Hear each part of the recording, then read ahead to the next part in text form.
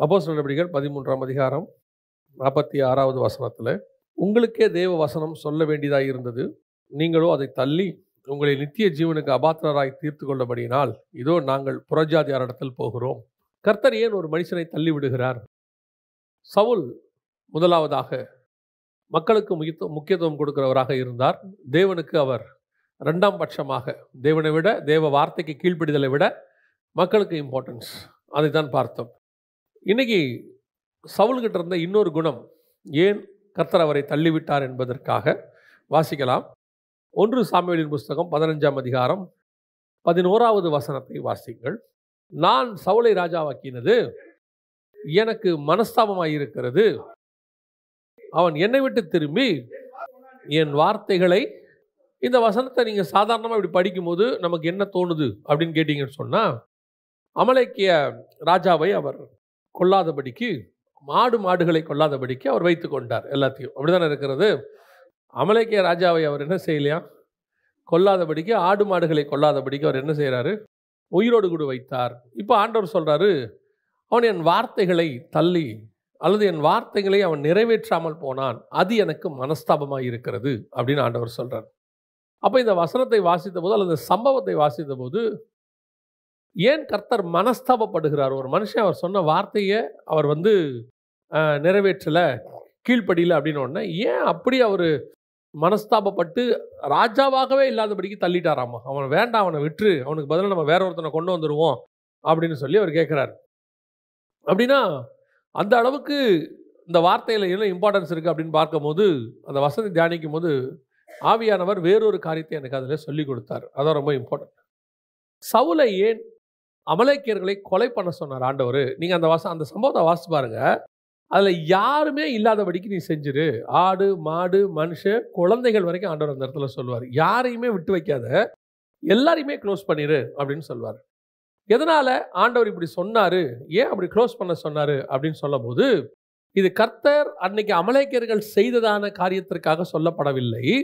இது கர்த்தருடையதான தீர்க்க தரிசனம். யாத்ராகமத்தின் புஸ்தகம் 17ஆம் அதிகாரம் கடைசி 2 வசனத்தை வாசிங்க. மோசே ஒரு பலிபீடத்தை கட்டி அதற்கு ஏகோவானிசி என்று பெயரிட்டு, அமலேக்கின் கை கர்த்தருடைய சிங்காசனத்துக்கு விரோதமாயிருந்தபடியால் தலைமுறை தோறும் அவனுக்கு விரோதமாய் கர்த்தரின் யுத்தம் நடக்கும் என்றான். அதுக்கு முன்னாடி வசனம் வாசிங்க. பின்பு கர்த்தர் மோசேயை நோக்கி, இதை நினைவு கூறும் பொருட்டு நீ ஒரு புஸ்தகத்தில் எழுதி யோசுவாவின் செவி கேட்கும்படி வாசி, அமலேக்கை வானத்தின் கீழெங்கும் இராதபடிக்கு நாசம் பண்ணுவேன் என்றார். வானத்தின் கீழெங்கும் இராதபடிக்கு நாசம் பண்ணுவேன் என்றார். அதாவது இது மோசே கிட்ட கர்த்தர் சொன்ன தீர்க்க தரிசன வார்த்தை. வானத்தின் கீழ் பூமியிலே அமலேக்கியர் என்கிறதான அந்த இனமே இல்லாதபடிக்கு நான் மொத்தமாய் அழித்து விடுவேன் அப்படின்னு இப்போ சவுல் காலத்தில் சொல்லப்பட்டதல்ல, மோசே காலத்தில் சொல்லப்பட்ட தீர்க்க தரிசனம். அந்த தீர்க்க தரிசனத்தை நிறைவேற்றுகிற பொறுப்பை தான் சவுல் கையில் கர்த்தர் கொடுத்திருந்தார். ஏறக்குறைய 500 வருஷத்துக்கு அப்புறம், அதாவது இதுக்கப்புறம் அவங்க எங்கே போகிறாங்க அப்படின்னு கேட்டிங்கன்னு சொன்னால், கானானுக்குள்ளே போகிறாங்க. கானானுக்குள்ளே போய் யோசுவா நடத்தி கொண்டு போகிறாரு. அதற்கப்புறம் நீங்கள் பார்த்தீங்கன்னு சொன்னால், தாவீது ராஜாவாகிற வரைக்கும் நியாயாதிபதிகள் காலம். அதற்கு பிறகு இவருடைய காலம், சவுலுடைய காலம் 40 வருஷம். ஏறக்குறைய 200-300 வருஷத்துக்கு மேலே இருக்குது. அதுக்கு முன்னாடி சொல்லப்பட்ட தீர்க்க தரிசனம் இது மோசே கிட்ட சொல்லப்படுது. அதுக்கு என்ன காரணம்னு கேட்டிங்கன்னு சொன்னால், அவர்கள் கர்த்தருடைய சிங்காசனத்துக்கு விரோதமாய் போராடினவர்கள். இது இஸ்ரவேலர்களுக்கும் அமலேக்கியர்களுக்கும் நடந்த சண்டை அல்ல, கர்த்தருடைய சிங்காசனத்துக்கும் அமலேக்கிய ஆவிக்கும் நடந்த சண்டை. ஸ்பிரிச்சுவல் வார் இது. இந்த ஸ்பிரிச்சுவல் வார இந்த 2 கான்ட்ரவர்சியாக இருக்கும். இப்போ இந்த வசனம் இருக்கு பாருங்க, 14வது வசனம். அமலேக்கை வானத்தின் கீழெங்கும் இராதபடிக்கு நாசம் பண்ணுவேன்னு சொல்லிட்டாரா? ஆனால் கடைசி வசனம் சொல்லுது, என்றென்றைக்கும், அங்கே இருக்கு பாருங்க, தலைமுறை தோறும் அவனுக்கு விரோதமாய் கர்த்தரின் யுத்தம் நடக்கும். தலைமுறை நடந்துகிட்டே இருக்கும், ஆனால் அவனை பூமியின் மேல் இல்லாதபடிக்கு நான் பண்ணிடுவேன் அப்படின்னார். அப்போ இது ஒரு லாங் வார், ஒரு மிகப்பெரியதான ஒரு 200-300 வருஷமாக நடக்கிற ஒரு ஸ்பிரிச்சுவல் வார். அந்தந்த தலைமுறைக்கு மட்டும் இல்லை, தலைமுறையாக நடக்குது. அந்த தீர்க்க தரிசனத்தை கடைசியாக பூமியின் கீழாதபடிக்கு நிறைவேற்றுவேன், அதாவது அவங்க இல்லாதபடிக்கு செய்வேன் என்கிறதான கர்த்தர் ஒரு தீர்க்க தரிசனத்தை சொல்கிறாரு. யாரை நம்பி சொல்கிறாருன்னா, வரப்போகிற சவுலை நம்பி சொல்கிறாரு. அவன் காலத்தில் இதை நான் நிறைவேற்ற போகிறேன் அப்படின்ட்டு தான் மோசே கிட்ட சொல்கிறாரு. இப்போ அந்த டே வந்துடுச்சு, அந்த நாள் வந்துடுச்சு, அமலேக்கரை சங்காரம் பண்ண வேண்டிய சுச்சுவேஷன் வந்துடுச்சு. இப்போ சவுலுக்கிட்ட சொல்றாரு, மொத்தமா க்ளோஸ் பண்ணிரு அப்படின்னாரு. ஆனால் இங்க பிரச்சனை என்ன, சவுலுக்கு தெரியாது, அல்லது சவுலுக்கு தெரிந்திருக்க வேண்டும். இது அன்னைக்கு சொன்னது, அந்த பிளான் இப்போ கர்த்தர் என் மேலே வச்சிருக்கிறாரு.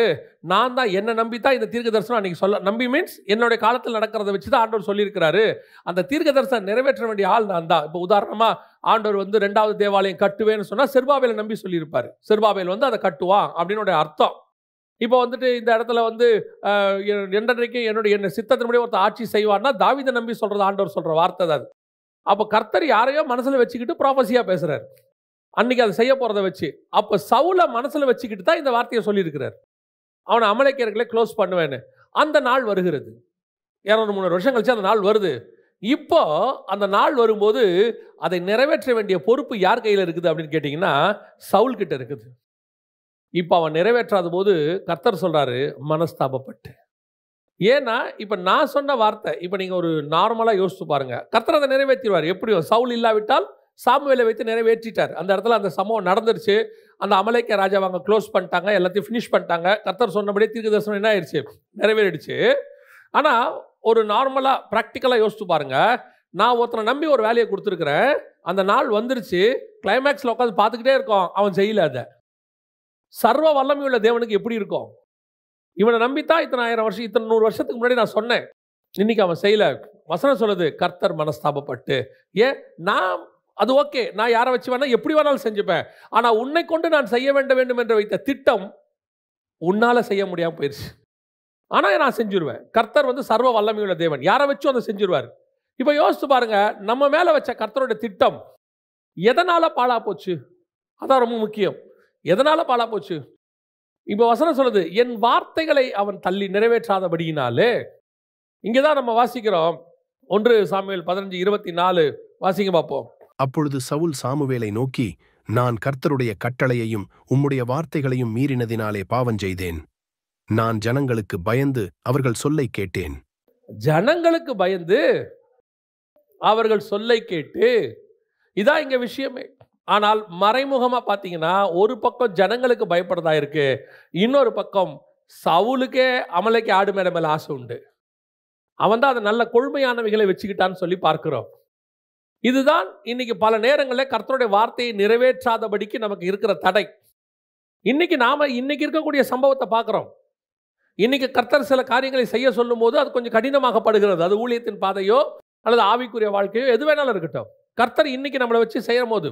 ஆனால் இந்த திட்டம் இன்னைக்கு நேற்று உங்கள் மேல் உருவானதல்ல, 6000 வருஷத்துக்கு முன்பதாக உலக தோற்றம் முதல் உருவான திட்டம். அதை இன்னைக்கு செய்ய சொல்றாரு. ஆனா இன்னைக்கு நாம் அதை ஏன் செய்யாம இருக்கோம்னா, இன்னைக்கு இருக்கிற லாப நஷ்ட கணக்கு, இன்னைக்கு இருக்கக்கூடியதான தேவைகள், இன்னைக்கு இருக்கக்கூடிய சிச்சுவேஷன்ஸ். ஒரு உதாரணத்துக்கு நான் உங்களுக்கு சொல்றேன், அலங்கம் இடிக்கப்பட்டாச்சு, ஆனால் அலங்கத்தை நெகேமியா கட்ட வேண்டும் என்பது தேவ திட்டம். அது மீண்டும் எடுப்பித்து கட்டப்படும் ஆண்டவர் சொல்லிட்டார். இப்ப நெகேமியாவுக்கு அந்த காலம் வருது, அவர் கட்ட வரப்போறாரு. நெகேமியாவுக்கு அந்த எண்ணத்தை கொடுத்துட்டாரு. இப்ப யோசிச்சு பாருங்க, நெகேமியா நினைச்சு பாருங்க, இப்ப அலங்கத்தை கட்ட போறோம், ஆனா ராஜா வாழ்க்கை போயிடும்.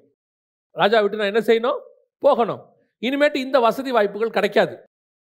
இப்போ நான் அங்கே போனால் சாப்பாடு கிடைக்குமோ தண்ணி கிடைக்குமோ தெரியாது. அங்கே போய் நம்ம வேலை செய்ய போகிறோம், என்ன நடக்க போகுதுன்னு தெரியாது. இப்போ இந்த கணக்கை நெகேமியா பார்த்துருந்தா அவர் என்ன செய்யலாம், யாரையாவது வச்சு கட்ட அனுப்புவோம், யாரையாவது அனுப்பி விட்டு ட்ரை பண்ணுவோம், ஃபஸ்ட்டு போய் வேவு பார்ப்போம், ஏதாவது ஒன்று பண்ணியிருக்கணும். ஆனால் எதையும் நெகேமியா செய்யல. என்னுடைய லாப நஷ்ட கணக்கு என்பது வேறு, என்னுடைய தேவை என்பது வேறு. பரலோகம் என்னை குறித்து என்ன வச்சிருக்குதுங்கிறதா இங்கே இம்பார்ட்டன்ட். இன்னைக்கு நான் அதை செய்கிறேனா? இன்னைக்கு நிறைய பேர் மேல வைத்த கர்த்தருடைய திட்டம் நிறைவேறாமல் போய் கர்த்தர் அவர்களை தள்ளுவதுக்கு இதான் காரணம்.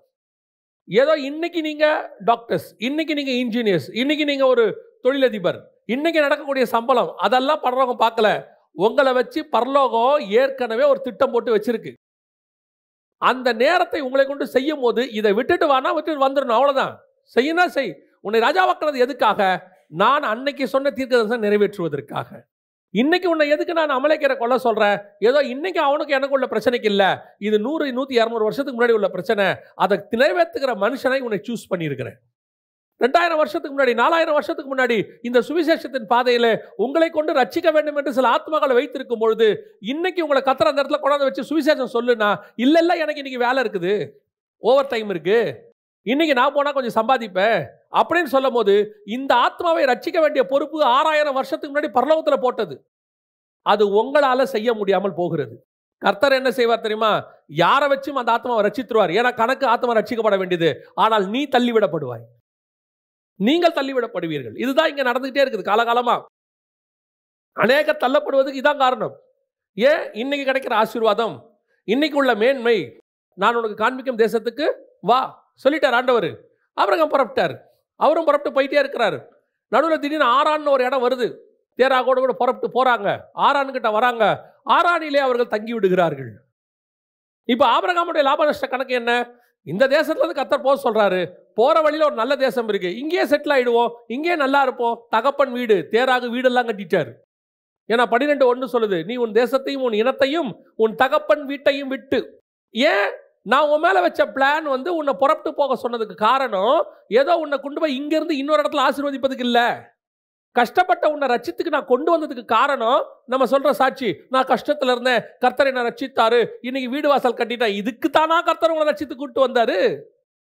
இதுக்கு தான் இந்த பிரயாணத்தை ஸ்டார்ட் பண்ணோமா, இந்த ஜேர்னிய?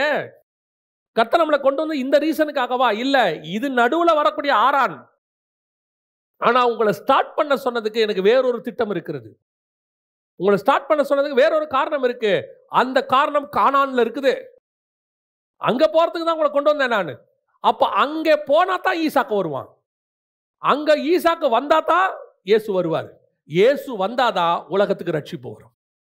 அப்ப இயேசு 2000 கழிச்சு வரப்போற அந்த ரட்சிப்புக்கு 2000 வருஷத்துக்கு முன்னாடி ஆபிரகாம் புறப்பட வேண்டி இருந்தது. ஆபிரகாம் புறப்படா விட்டால், ஒரு உதாரணத்துக்கு நான் சொல்றேன், ஆபிரகாம் தேராகு புறப்பட்டாரு, போல ஆபிரகாம் வந்துட்டாரு. ஆபிரகாமும் போகலனா அது லோத்துவின் கைக்கு போயிருக்கும். உதாரணத்துக்கு நான் சொல்றேன், லோத்து போகலனா இன்னொருத்தன் கைக்கு போயிருக்கும். ஆனால் கிறிஸ்து வரப்போவது நிஜம், மீட்பு வரப்போவது நிஜம். அந்த பிளான்ல நீங்க இருக்கிறீங்களா இல்லையாங்கிறது மட்டும்தான் இப்ப கேள்வி. என்னை கர்த்தர் அழைச்சது அந்த பிளானுக்காகன்னு வச்சுக்கோ. ஆனா நடுவுல எது என்னை தள்ளி விடுகிறது? அமலேக்கேயர் ஆடு மாடா எனக்கு? ஏன்னா நான் ஏற்கனவே கழுதையை தேடி போனவன், நான் கழுதையை விரும்பினவன். யார? சவுல். கழுதைக்காக ஊர் ஊரா போனாரு, மலைக்கு மலைக்கு போனாரு. அதுதான் எனக்கு குவாலிஃபிகேஷனாக இருந்துச்சு. சே, ஒரு கழுதையை இப்படி தேடுறானே, இவன் என் ஜனங்களை எப்படி பார்த்துப்பான்னா குவாலிஃபிகேஷன். ஆனா கழுதையை தேடுற சுபாவம் இன்னைக்கு என்ன போயிருச்சு? ஒரு படி தாண்டி அமலைக்கு ஆடு மேட மேல ஆசை போயிருச்சு. எது எனக்கு அட்வான்டேஜாக இருந்ததோ அதுவே டிஸ்அட்வான்டேஜாக மாறிவிட்டது. பல நேரத்தில் இதுதான் ஊழியத்தினுடைய வீழ்ச்சி, இதுதான் ஆவிக்குரிய வீழ்ச்சி. சில நேரத்தில் கர்த்தர் ஏன் உங்களை சூஸ் பண்ணார்னா உங்ககிட்ட இருக்கிற சில டேலண்ட்டுக்காக. அதனால ஏன்னா அந்த டேலண்ட்டை வச்சு கர்த்தர் வேற ஒன்று செய்யணும்னு விரும்புறாரு. Spiritual work. நான் இப்போ அந்த டேலண்ட்டுக்குள்ள வந்துட்டேன், இப்போ அந்த டேலண்ட்டில் மேன்மையாயிட்டேன், பெருசா வரேன். இப்போ நான் என்ன பண்றேன் தெரியுமா? அந்த டேலண்ட்டை வச்சு நான் என்ன யூஸ் பண்ணிக்க விரும்புறேன், நான் சம்பாதிக்க விரும்புறேன், நான் என்னுடைய லைஃபை கட்ட விரும்புறேன், என் கிங்டம்ல கட்ட விரும்புறேன். அதனுடைய விளைவு என்ன ஆயிருச்சு? கர்த்தருடைய கிங்டம் கட்டாம நான் வேற எங்கேயோ டைவர்ட் ஆயிட்டேன். இப்போ பரலோகம் எனக்காக காத்திருக்காது, எச்சரிப்பு கொடுக்கும். இல்லாவிட்டால் தள்ளிவிட்டு தாவீதை செலக்ட் பண்ணி விடும், அடுத்த ஆளை கொண்டாந்துருவார். என்கிட்ட கொடுக்கப்பட்ட பொறுப்பை கடைசி வரைக்கும் பத்திரமா வச்சுக்க வேண்டியது என்னுடைய வேலை தான்.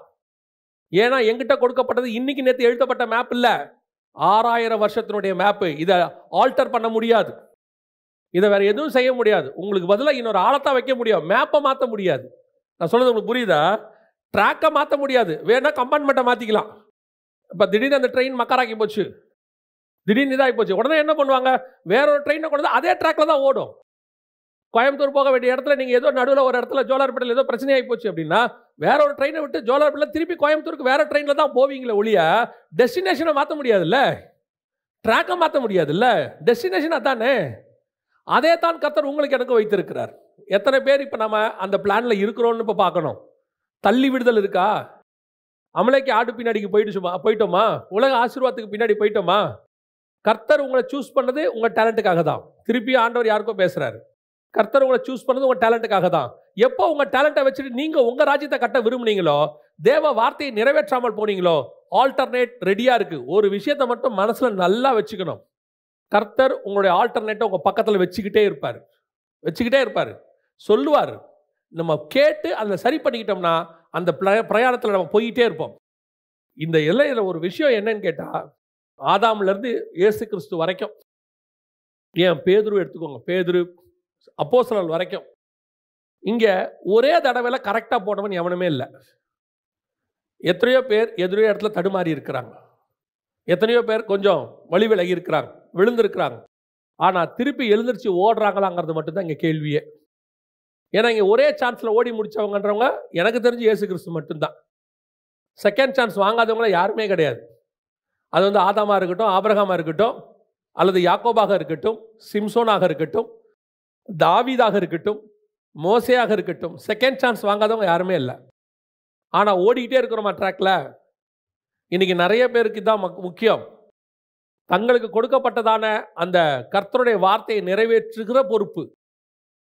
நம்ம எப்படி எடுத்துக்கிறோம் தெரியுங்களா? சில நேரத்தில் கர்த்தர் எங்கிட்ட சொல்றாரு, ஒரு மினிஸ்ட்ரிக்கு வாங்கனே சொல்றாருன்னு வச்சுக்கோங்க, இதை என்னவோ கர்த்தர் ஆளே இல்லாம நம்ம கிட்ட கெஞ்சுற மாதிரியோ, பார்த்து சொல்றேன் ஆண்டவரே, யோசிச்சு சொல்றேன் ஆண்டவரே, ஜோம் பண்ணி சொல்றேன் ஆண்டவரே, இது என்ன ஒண்ணுமே புரியல.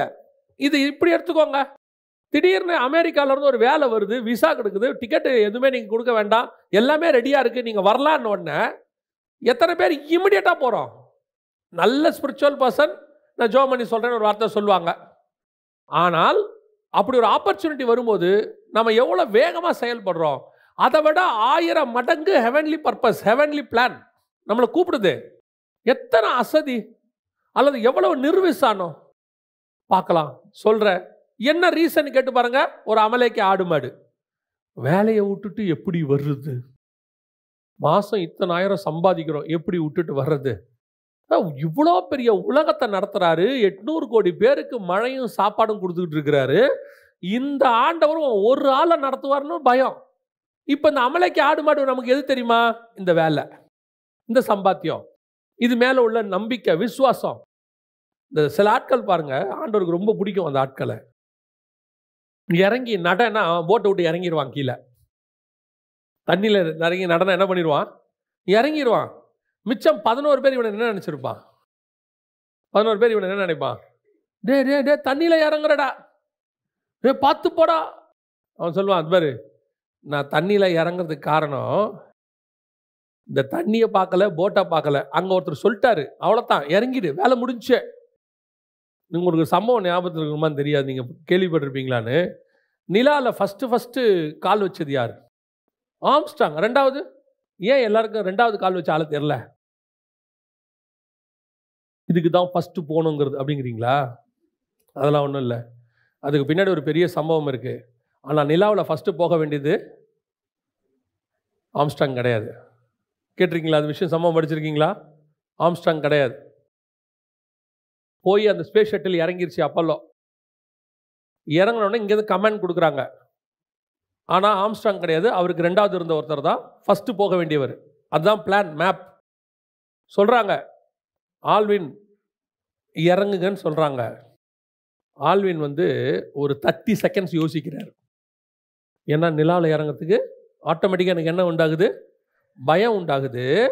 30 செகண்ட்ஸ் யோசிக்கிறாரு, அப்படியே தடுமாறிட்டு நிற்கிறாரு. அந்த 30 செகண்ட்ஸ் கேப் 1 மினிட் கூட ஆகலை, கமாண்ட் மாறுது. ஆம்ஸ்ட்ராங் இறங்குங்கன்றாரு. ஆம்ஸ்ட்ராங் யோசிக்கவே இல்லை, இறங்கிட்டார் கீழே. அவ்வளோதான். இன்னைய வரைக்கும் ஆம்ஸ்ட்ராங் பேர் தான் நிற்கிது, அந்த முதல்ல போன ஒரு பேர் நிற்கவே இல்லை. இதுதான் உன் அழைப்பு. கமாண்டுக்கு அப்படியே கீழ்ப்படினோம், கர்த்தர் சொல்லும் போது அப்படியே செய்யணும். அவ்வளோதான், வேலை முடிஞ்சு.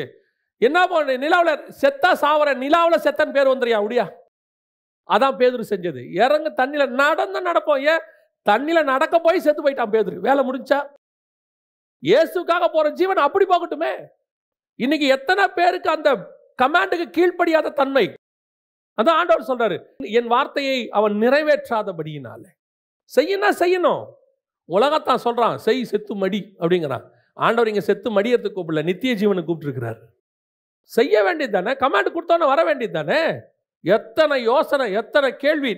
ஊழியம் இருக்கா இல்லையாங்கிறத நீங்க யோசிக்கலாம், தப்பே கிடையாது. கர்த்தர் அழைச்சிருக்கிறாரா இல்லையான்னு நீங்க யோசிக்கலாம். என்ன ஊழிய ஆண்டவரேன்னு கேட்கலாம், அது நீங்க கேட்கலாம். கூப்பிட்ட பிறகு யோசிச்சுட்டு இருப்பாங்க. நித்திய ஜீவனை பெற்று ஜீவ புஸ்தகத்தில் பேர் வந்து நீங்க யோசிச்சு பாருங்க. தண்ணியில இறங்கி நடனோட பேதுரு பேர் தண்ணியில் நடந்தான். வசனம் சொல்லுது யோபுல, தாம் ஒருவரே தண்ணீரின் மேல் நடக்கிறவர்னு இருக்கு. ரெண்டாவது யாரான்னு கேட்டா பேதுரு மட்டும்தான், வேற யாருமே இல்லை. யோசிச்சு பாருங்க, கண்மலைக்கு மேலே ஏறி என்னை முகமுகமாய் சந்தித்தவன் ஒருத்தனும் உயிரோடு இருக்காது, செத்துப்பா, பரவாயில்ல வரேன்ட்டான். சரிப்பா நீ வரேன்ற, நம்ம என்னுடைய பின்புறத்தை உனக்கு காட்டுவேன், ரைட்டு. இன்னை வரைக்கும் அவரை முகமுகமாக தரிசித்தவன் யாருன்னா மோசே ஒருத்தன் தான். ஏன்? அவ்வளோதான், செத்தோ இருக்கோ வேற விஷயம், கமாண்டுக்கு கீழ்ப்படிஞ்சோம், செஞ்சு முடிச்சிட்டோம். இன்னைக்கு அமலேக்கியருடைய ஆடு மாடு மேலே ஆசை வச்சுக்கிட்டு, வேலை மேலே ஆசை வச்சுக்கிட்டு, சில ஆட்களை பையனை ஊழித்து கொடுன்னா அவ்வளோ யோசனை. பார்வோன் குமாரத்தி எனக்கு வளர்த்து கொடுந்தானு சொன்னா, கேட்கும் போது என்ன பண்ணிடணும், மோசையா கொடுத்துடணும். சரி, பார்வோன் குமாரத்தி வச்சுக்கிட்டா, கர்த்தர் கேட்கும் போது அவளே கொடுத்துட்டாலே. பார்வோன் குமாரத்தின் மகன் எனப்படுவதை வெறுத்து பெத்த அம்மா கிட்ட இருந்து வளர்த்த அம்மா வாங்கிக்கிச்சு, காசு கொடுத்து வளர்த்துருக்கேன் கொடுன்னுச்சு, கொடுத்துட்டாங்க. வேற வழி இல்லை, பெத்த அம்மாவா இருந்தாலும் பார்வோன் குமாரத்திட்ட என்ன செஞ்சிடணும், கொடுத்துடணும்.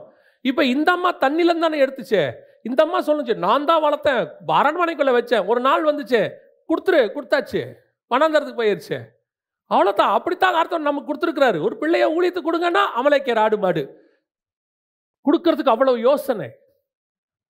பல நேரங்களில் கர்த்தருடைய கட்டளையை கீழ்ப்படிவதை பார்க்கிலும் அமலேக்கிய ஆடு மேலே நமக்கு அவ்வளோ பாசம் இருக்குது. இப்பவும் சொல்கிறேன், கர்த்தர் ஒன்று சொன்னால் தைரியமாக செய்யுங்க. நான் சாட்சியாக என்னையே நான் சொல்லுவேன், அதுவும் கிருபையே, ஆவியானவருடைய கிருபையே. வேலை பார்த்துட்டு இருக்கும்போது, யூகேல வேலை பார்த்துட்டு இருக்கும்போது ஆண்டவர் சொன்னார், புறப்பட்டு இந்தியாவுக்கு போ அப்படின்னார், ஊழியத்துக்கு போ, அவ்வளோதான். நானும் ஒன்றும் உடனடியாக வந்தேன் ஆண்டவரை, இதோ அடியேன் அப்படின்லாம் வரல. என்னுடைய விசா முடியறதுக்கு 8 மாதம் இருந்துச்சு. அதான் கர்த்தர் எனக்கு கொடுத்த டெட்லைன். அவன் விசா முடியும் போது ரினிவல் பண்ணக்கூடாது, ஊருக்கு போயிடணும். இந்த 8 மாதம் எனக்கும் ஆண்டவருக்கும் நிறையா பேச்சுவார்த்தை நடக்குது. பேச்சுவார்த்தைனா அவர் உட்காந்து என்கிட்ட பேசியிருக்க, அது அர்த்தம் இல்லை, நான் கேட்டுக்கிட்டு இருக்கேன். அவர் கிருபையா மேலே இறங்கி, இல்லை நீ போகணும், இந்தியாவுக்கு போகணும் சொல்லிகிட்டே இருக்கிறார். ஒரு நாள் வந்தது, ஆவியானவர் கிருபையாக கையை பிடிச்சி கொண்டாந்து இந்தியாவில் விட்டுட்டார். ஆனால் இன்னை வரைக்கும் நான் சொல்லுவேன், ஒரு நாள் கூட ஐயோ நான் வேலையை விட்டுட்டு வந்தது எனக்கு இப்படி ஆகிப்போச்சே நான் யோசிச்சதே கிடையாது. இன்னை வரைக்கும் நான் சந்தோஷப்பட்டு கொண்டு தான் இருக்கிறேன். நல்ல வேலை கர்த்தர் என்னை கொண்டு வந்தார். நான் ஊழியத்துக்கு வந்தபோது ஒருத்தர் என்னை ஏற்றுக்கொள்ளல, 2 பேர் தான். ஒன்று எங்கள் அம்மா, இன்னொன்று என் ஃப்ரெண்டு. நோபடி. முதல் 11 மாதம் ஊழியமும் கிடையாது, ஒன்றும் கிடையாது. ஆனாலும் நான் சொல்லுவேன், கர்த்தர் ஒருத்தர் என் கூட இருந்தார். அழைத்தவர் உண்மை உள்ளவர், அவர் வாக்கு பண்ணினவர் மாறாதவராய் இருக்கிறார். சில நேரத்தில் பிளைண்ட் முடிவு எடுக்க தான் சொல்வார், ஆண்டவர் காட்ட மாட்டார். நீ போய் முடிச்சுனா 30வது வருஷம் நீ இப்படி இருப்ப, 50வது வருஷம் இப்படி இருப்ப, உனக்கு இது தருவேன் அதெல்லாம் சொல்ல மாட்டார். அவருக்கு சொல்ல வேண்டிய அவசியமும் இல்லை. நிலாவுக்கு போகும்போது என்ன சொல்லியிருப்பாங்க, அங்கே போய் இறங்குங்க, மண்ணை அள்ளிக்கிட்டு வாங்க. சார் அங்கே வேற ஏதாவது எதிர்பாராத ஒன்று வந்துச்சுன்னா வரும், போயிட்டு வாங்க. யோசித்து பாருங்க, ஒரு உலக பிரகாரமான வேலையில் இருக்கிறவனே தனக்கு மேலே உள்ள சுப்பீரியருடைய கட்டளைக்கு இவ்வளவு கீழ்ப்படிவானால், கர்த்தருடைய வேலையை செய்ய கர்த்தரை அழைக்கிறாரு, கர்த்தருடைய சித்தத்தை செய்யறதுக்கு உங்களுக்கு சில திட்டங்களை வச்சிருக்கிறாரு. அது இன்னைக்கு நேற்று உரியதில்லை, அதான் ரொம்ப முக்கியம். அது இன்னைக்கு நேற்று உரியதில்லை, 2000 வருஷத்துக்கு முற்பட்டது, 4000 வருஷத்துக்கு முற்பட்டது, தாயின் கருவில் உருவாக்கும் போது போடப்பட்டது. அது உங்களால் வீணா போச்சுன்னா கர்த்தர் மனஸ்தாபப்படுவார். சவுல் அதை நிறைவேற்றாமல் போனதுனால சாமுவேலை வைத்து நிறைவேற்றிட்டார். அதனால தான் கர்த்தர் சவுலை தள்ளினார். அதனால தான் ஆண்டவர் கேட்கிறாரு, நான் தள்ளின சவுலுக்காக நீ எந்த மட்டும் துக்க. சில நேரத்தில் கர்த்தர் சிலரை தள்ளும் போது கூட துக்கப்படுவார். வேற வழி இல்லை, இவனை என்ன செய்கிறோம், தள்ளுறோம் அப்படின்னு சொல்லி கொஞ்சம் அவருக்கு என்ன இருக்கோ, மனஸ்தாபம் இருக்கும். இப்போ இஸ்மவேலை அனுப்ப சொல்லுவாங்க, சாராள் சொல்லுவாங்க. அனுப்ப சொல்லும் பொழுது ஆபிரகாம்கிட்ட வந்து கர்த்தர் சொல்லுவார், நீ பயப்படாத, அவனை அனுப்பு, அவனும் பெரிய ஜாதி ஆகுவான். இப்போ ஈசாக்குக்காக யாரை தள்ளுறாங்க, இஸ்மவேலை தள்ளுறாங்க. அது இஸ்மவேல் பண்ண வேலை, அது வேற விஷயம். அவர் பரியாசம் பண்ணது, அவங்க அம்மா வந்து சாராள அற்பமா என்னது, இதனுடைய நிமித்தமாக தள்ளப்படுறாங்க, அது தேவ திட்டம். ஆனாலும் அப்படி தள்ளப்படும் போது அவனுக்கு ஒரு சேஃப்டியை கர்த்தர் சொல்லி அனுப்புறார், வாக்கு தத்தத்தை ஆபிரகாம் கிட்ட. நீ பயப்படாத, அவனும் பெரிய ஜாதியாவான், அவனுக்குள்ள பிரபுக்கள்லாம் வருவாங்க, எல்லா ஆசீர்வாதத்தையும் கர்த்தர் கொடுத்து அனுப்புறாரு. தள்ளும் போது கூட கர்த்தர் சிலரை தள்ளும் பொழுது அதுக்கான காரியங்களை செஞ்சுதான் அனுப்புவார். ஆனால் சவுலை தள்ளும் போது கர்த்தர் ஒண்ணுமே சொல்லலை. நான் தள்ளின சவுலுக்காக நீ ஏன் இவ்வளவு துக்கப்படுறன்னு கேட்கிறார் சாமுவேலை பார்த்து. அடுத்த ஆளை செலக்ட் பண்ணலாம் வாங்குறாரு. அதாவது சில நேரங்களில் நம்ம இல்லைன்னா அந்த இடத்த ரீப்ளேஸ் பண்ணுறதுக்கு இன்னொரு ஆள் இருக்கக்கூடாது, அந்த அளவுக்கு நம்ம வேலை இருக்கணும் அந்த இடத்துல. அவரை மாதிரி செய்ய முடியாதுங்க, அவரை மாதிரி பண்ண முடியாதுங்க, பரலோகம் சொல்லணும். யோசிச்சு பாருங்க, இன்னைக்கு மோசேக்கு ஆல்டர்னேட் இருக்கா, மோசேக்கு அப்புறம் அப்படி ஒரு ஆள் வந்தானா, வரவே இல்லை பாருங்க. there is no alternate. பவுலுக்கு அப்புறம் அப்படி ஒருத்தர் வந்தாரா, பவுல மாதிரி ஒருத்தர் வந்தாரு, ஆண்டவர் கிடைச்சாரா? கிடைக்கல. அதுதான் சொல்றேன், உங்களே என்னையும் நம்ம வேலையில கர்த்தர் சொல்ற வேலையில நமக்கு ஆல்டர்னேட்டே இருக்கக்கூடாது. தி பெஸ்ட்டை செஞ்சு முடிச்சிடணும். அதில் பரலோகம் நம்மளை பார்த்து அப்படி ஒரு சாட்சி கொடுக்கணும், இந்த இடத்துல இவனை தவிர வேற யாரும் அதை செய்யவே முடியாது. இன்னைக்கு யோசிச்சு பாருங்க, ரைனாட் பாங்கேக்கு ஆல்டர்னேட் இருக்கா? பில்லி கிரகாமுக்கு ஆல்டர்னேட் இருந்துச்சா? ஒரு வரம் கிடையாது, எந்த விதமான அற்புத அடையாளங்கள் நடக்காது, ஜஸ்ட் பேச்சு மட்டும்தான், ஒன்லி ஸ்பீச். ஆனால் மில்லியன்ஸ் அண்ட் மில்லியன்ஸ் ரட்சிக்கப்பட்டாங்க. There is no alternate. அந்த மாதிரி தான் உங்கள் ஊழியம் இருக்கணும், ஆவிக்குரிய வாழ்க்கை இருக்கணும். அதுக்கு ஒன்றே ஒன்று தான், வேறு எதுவுமே ஃபார்முலா கிடையாது. அவர் வார்த்தைக்கு அப்படியே கீழ்ப்படிதல். ஃபுட்பால் விளையாடிட்டு இருந்தார் மில்லி கிரகாம். ஆண்டவர் கூப்பிட்டாரு, விட்டுட்டு வா, ஃபுட்பாலை விட்டுட்டு வான்னாரு. வந்தார், வேலை முடிஞ்சு. நீங்கள் எதை விடுறீங்கன்றது முக்கியம் இல்லை, வார்த்தைக்கு கீழ்ப்படிங்கிறது தான் முக்கியம். எல்லாரையும் பிள்ளையை கொடுன்னு கேட்க மாட்டார், எல்லாரையும் மீன் கொடுன்னு கேட்க மாட்டார். நமக்கு ஒவ்வொருத்தருக்கும் ஒவ்வொன்று. இவனுக்கு ரொம்ப சிம்பிள், சவுலுக்கு உங்ககிட்ட இருக்கிற கழுதியை கொடுன்னு கூட கேட்கல, எதிரியோட ஆடு மாடை கொண்டு போடுன்னாரு. அது முடியல பாருங்க. பல நேரங்களில் பவுல் சொல்றார், லாபமான அனைத்தையும் நஷ்டம் என்று எண்ணுகிறேன். அதாவது எங்கிட்ட உள்ளதை நான் விட்டேங்கிறாரு. இப்போ பேதுரு விட்டார் பாருங்க, அது அவரது இல்லை. பேதுரு விட்டார், 2 போட்டு நிறைய மீன் விட்டாரு, அது அவரது இல்லை. ஏன்னா அவர் பிடிச்சதுல ஒன்றுமே வரல, இது கர்த்தர் கொடுத்தது. அதை விடு, அதை விடுறதுக்கு என்ன இருக்குது? ஓகே ரைட், கர்த்தர் கொடுத்தார், கர்த்தர் எடுத்தார், சோத்திரம், பிரைஸ் தலார். நான் மீனை விட்டதுனால பேதுருக்கு என்ன நஷ்டம் இன்னைக்கு? ஆனால் மீனை விட்டதுனால பேதுருக்கு எவ்வளோ லாபம்? இன்னைக்கு உலகம் முழுக்க பேதுருவின் பெயர் இருக்கிறது இல்லையா? உலகம் முழுக்க பேதுருவை நம்ம எப்படி வச்சு கொண்டாடிக்கிட்டு இருக்கிறோம். இன்னைக்கு வேர்ல்டு எப்படி கொண்டாடுது, சென்ட் பீட்டர் அப்படின்னு. செயின்ட் பீட்டர் என்ன கொண்டாட்டம்? என்ன விட்டார்? 2 போட் நிறைய இருந்த மீனை விட்டார். இப்போ அவருக்கு கிடைச்சதையும் அன்னைக்கு விட்டதையும் கம்பேர் பண்ணி பாருங்க, அது ஒன்றுமே இல்லை இல்லையா? ஒன்றுமே இல்லை. அப்படித்தான் நம்ம வாழ்க்கையிலையும் நடக்கும். இப்போ வேணா நம்ம வச்சிருக்கிறது நமக்கு பெருசாக தெரியும், பின்னாடி நமக்கு கர்த்தர் கொடுக்க போகிறதோட கம்பேர் பண்ணிங்கன்னா இது ஒன்றுமே இருக்காது. இப்போ தோணும் சவுலுக்கு, சே ஒரு ஆடு மாடால ஒரு ராஜ்யபாரமே போச்சே, ஆண்டவர் இதை விட மேலான எவ்வளோ கொடுத்தாரே, நாட்டையா கொடுத்தாரே, ஒரு ஆட்டு மாட்டுக்கு ஆசைப்பட்டுக்கிட்டு இப்படி விட்டுட்டேனே, பின்னாடி ரெக்ரெட் பண்ணி என்ன பிரயோஜனம்? பல நேரங்களில் கர்த்தர் சில காரியங்களை செய்யாதனா செய்யாதீங்க, அவ்வளோதான். சில காரியங்களை படிக்காதனா படிக்காதீங்க. ஐயோ படித்தா அப்படியே விட ஆண்டவர் சொல்றார், இதை விட மேலே ஒன்று வச்சுருக்கேன். நான் யோசித்தது நான் சொல்கிறேன், ஆண்டவரோட திட்டம் என்னன்னு தெரியாது, என் மனசில் என்னை வச்சு ஆண்டவர் நினச்சது நான் உங்களுக்கு சொல்கிறேன். என் கூட படித்தவங்க எல்லாருமே அப்ராடுக்கு போயிட்டாங்க, அதாவது போஸ்டன் இந்த மாதிரி பல இடத்துல இருக்கிறாங்க. எனக்கு சரியாக படிப்பு வரலன்ற சென்ஸ், நான் காலேஜ் ஃபஸ்ட் இயர்லேயே ஆண்டவர் ஏற்றுக்கிட்டேன். எனக்கு ஸ்பிரிச்சுவலாக அந்த மினிஸ்ட்ரியில் ரொம்ப இன்ட்ரெஸ்ட் ஆனதுனால எனக்கு சாப்பாடு கட்டி கொடுப்பாங்க, நான் கிளம்பி போய் ஊழியத்துக்கு போயிடுவேன். நேராக கரெக்டாக 3:30 மணிக்கு பஸ் ஏறி வீட்டுக்கு வந்துடுவேன். நடுவில் மினிஸ்ட்ரிக்கு தான் போயிருக்கேன், ஆண்டவருக்கு தெரியும். ஏன்னா எங்கள் காலேஜுக்கு முந்தின ஸ்டாப்பில் ஒரு சர்ச் இருந்துச்சு, அங்கேயே இறங்கிடுவேன், அந்த பாஸ்டரோட மினிஸ்ட்ரி பண்ணுவேன். திருப்பி 3:30 மணிக்கு சாப்பிட்டு அவர் சர்ச்சிலேருந்து பஸ் ஏறி வீட்டுக்கு வந்துடுவேன். நான் பாதி நாள் போக மாட்டேன், ஏன்னா மினிஸ்ட்ரி மேலே உள்ள இன்ட்ரெஸ்ட் அப்போ. இப்போ என் கூட படித்தவங்களாம் பெரிய ஆள் ஆயிட்டாங்க. கொஞ்ச நாள் எனக்கு தோணுச்சு, நம்மளும் படிச்சிருந்தா நல்லா ஆயிருக்கலாமோ, இப்படி ஆயிருக்கலாமோ.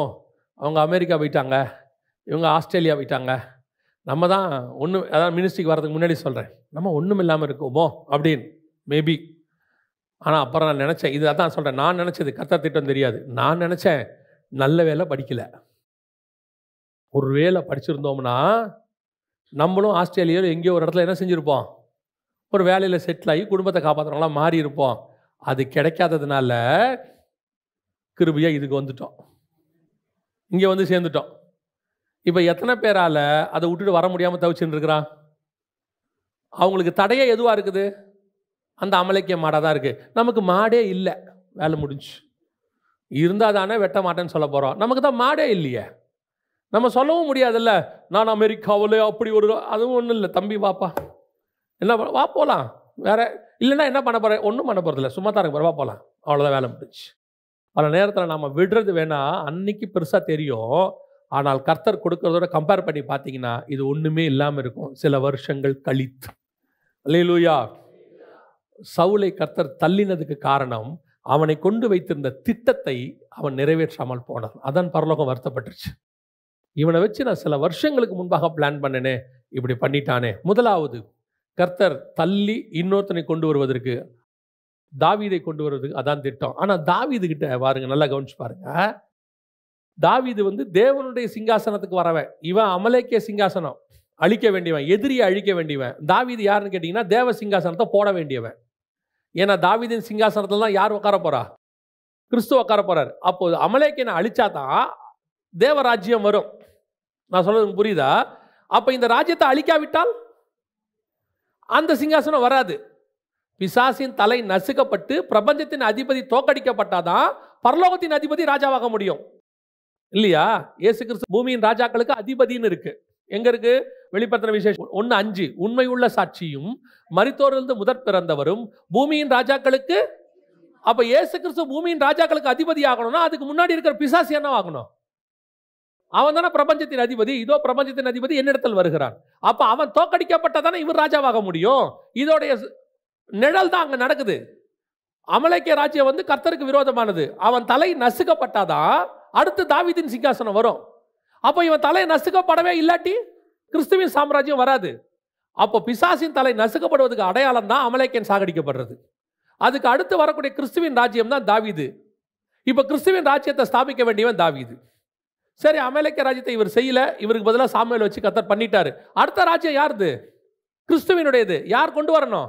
தாவீது கொண்டு வரணும். கரெக்டாக கொண்டு வந்துட்டான் பாருங்க. ஏன்?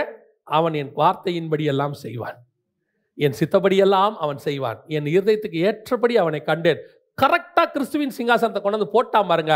வசனம் சொல்லுது, தாவீதின் சிங்காசனத்தில் உட்கார்ந்து இருக்கிறவர், தாவீதின் திறவுகோலை உடையவர் சொல்லுகிறதாவது, தாவீதின் நட்சத்திரம். அப்படியே பர்ஃபெக்டா கிரைஸ்ட் செட் ஆயிட்டாரு. அப்போ இந்த வார்த்தைக்கு கீழ்ப்படியறதுக்கு முன்னாடி கிரைஸ்டோடைய திட்டம் உங்களுக்கு பின்னாடி இருக்குது. சரிங்க, அது சிங்காசனம். இப்போ எப்படி? இப்பவும் அப்படித்தான். நீங்கள் ராஜாக்களும் ஆசாரியருமாய் அழைக்கப்பட்டவர்கள். நாம் அதற்காக அழைக்கப்பட்டோம். நமக்கு பின்னாடி ஹெவன்லி பிளான் கிரைஸ்ட வச்சு போயிட்டு இருக்கு. அந்த பிளானை புரிஞ்சிக்காம நான் இங்க இருக்கிற ஆடு மாடுக்கு பின்னாடி ஓடிட்டு இருக்கிறேன். அதை விட்டாச்சுன்னா கிரைஸ்டோட கிங்டம் வராது, என்னை வச்சு வராது. ஆனா வேற யாராச்சும் கொண்டாந்துருவாரு. என்னுடைய ஆசை என்னன்னா, நாம தான் நம்ம பிளானை செஞ்சு முடிச்சு ஹெவன்ல போய் பலனை வாங்கணும். நம்ம பிளானை வேற ஒருத்தன் நம்ம கண்ணுக்கு முன்னாடி வாங்குறதுல என்ன பிரயோஜனம் இருக்கு?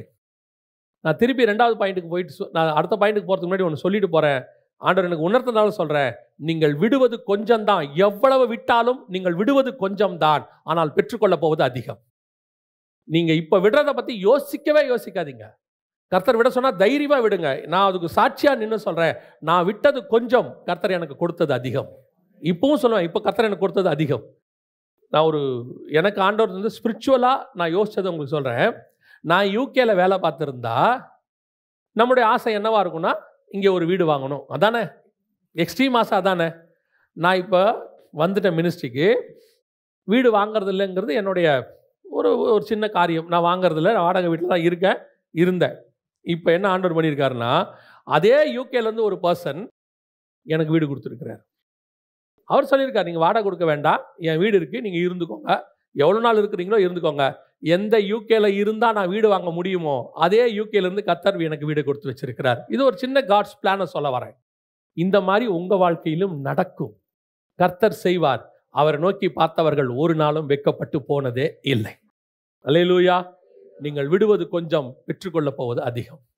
2வது, கர்த்தர் இன்னொருத்தரை தள்ளி இன்னொரு கருத்தை மிக முக்கியமாக கொண்டு வந்தார். வாசிங்க, அப்போஸ்தலர் நடபடிகள் 1ஆம் அதிகாரம் 23-24 வாசிங்க.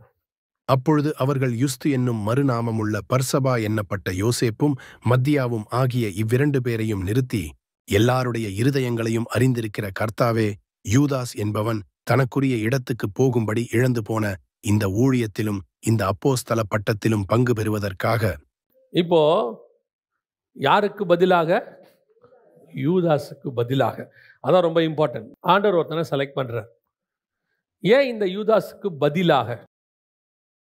நீங்க இந்த அப்போஸ்தலர் 12 பேர் இருக்காங்கல்ல, அவர் முழுவதும் ஜெபம் பண்ணி அதிகாலையில் தன்னிடத்தில் வந்தவர்களில் 12 பேரை அழைத்து அப்படின்னு இருக்கோம். அப்ப நல்லா கவனிங்க, அவர் செலக்ஷன் எப்படி பண்ணியிருக்கிறார்னா, நைட் முழுக்க ஜெபம் பண்ணி தம்மிடத்தில் வந்தவர்களில் 12 பேரை அழைத்து செலக்ட் பண்ணி, அதில் அவருக்கு ஏற்கனவே 70 பேருக்கு மேலே இருக்கிறாங்க, நிறைய பேர் வந்திருக்கிறாங்க, அதில் 12 பேரை செலக்ட் பண்ணுறாரு. எப்படி இந்த 12 பேரை செலக்ட் பண்ணாருங்கிறது அது இன்னும் விசேஷம். இந்த 12 பேர் இருக்காங்களே, இவங்க வந்து ஏதோ நியூ டெஸ்ட்மெண்ட்ல நமக்கு அப்போஸ்தலர் நினைக்கிறோம்ல, இவங்கள பத்தின மொத்த ப்ராஃபஸியும் ஓல்ட் டெஸ்ட்மெண்ட்ல இருக்கு. இயேசு வரும்போது அவர்களுக்கு 12 பேர் அங்க இருக்கணுன்றதுடைய அடையாளம் தான் அந்த 12 சீஷர்கள், 12 கோத்திரத்துக்கான 12 கல்லு யோர்தான்ல வைப்பாரு. நீங்க பார்த்திருப்பீங்கன்னு நினைக்கிறேன். அவர்கள் உடன்படிக்கை பெட்டி எடுத்துட்டு போகும்போது அப்படியே நான் சொல்றத நீங்க ஒரு ஆவிக்குரிய விதத்துல யோசிச்சு பாருங்க. எவ்வளோ ஒரு காட்ஸ் பிளான் தெரியும் பாருங்க. பெட்டி எடுத்துட்டு வராங்க. இவங்க யோர்தான்ல கால் வச்ச உடனே என்ன ஆகுது? தண்ணி பின்னிட்டு போகுது. அடையாளமா 12 கல்லு வைக்க சொல்றாங்க. 12 கோத்திரம் கரெக்டா அப்படிதான் சொல்லுது. 12 கோத்திரத்துக்கு அடையாளமாக 12 கல்லு. இப்போ இவங்க யோர்தானுக்குள்ள வந்தாச்சு. உடன்படிக்கை பெட்டிங்கிறது இயேசு கிறிஸ்து. உடன்படிக்கை பெட்டிங்கிறது இயேசு கிறிஸ்து. இப்போ இதே யோர்தான்ல தான் அந்த பெட்டி நிஜமா இறங்குது. இவங்க பெட்டியை தூக்கிட்டு போனாங்கல்ல யோர்தானுக்கு நடுவில், அதோடைய ஒரிஜினல் யாருன்னா இயேசு. இப்போ உள்ள இறங்கிட்டாரு. இவங்க எங்கிருந்து உள்ள இறங்கினாங்கன்னா, புறஜாதி தேசத்துல இருந்து, வனாந்தரத்துல இருந்து உள்ள தேசத்துக்குள்ள இறங்குறாங்க. யோர்தானுக்குள்ள வராங்க. யோர்தானுக்கு அப்புறத்துல தான் எல்லைகள் ஆரம்பிக்குது. உள்ள நுழையிறாங்க. 12 கல்லு கோத்திரத்துக்கு அடையாளமா வச்சாச்சு. இவர் இப்போ உள்ள உடன்படிக்கை பெட்டி இயேசு கரை ஏறுது. இயேசு கரை ஏறின உடனே வனாந்தரத்துக்கு கொண்டு போகப்பட்டார். போய் முடிச்ச உடனே அந்த 12 செலக்ட் பண்றாரு. இப்போ புரியுதா? இந்த 12ஓட வந்தாங்க யோர்தானுக்குள்ள. நிழல் நெஜம். இவர் இந்த பக்கம் உடன்படிக்கை பெட்டி கரை ஏறுது. அடுத்த 12 வருது. அங்க எவ்வளவு பெரிய திட்டம் இருக்கு பாருங்க. God's plan. 30 வெள்ளிக்காசுக்கு அப்படி விட்டா பாருங்க.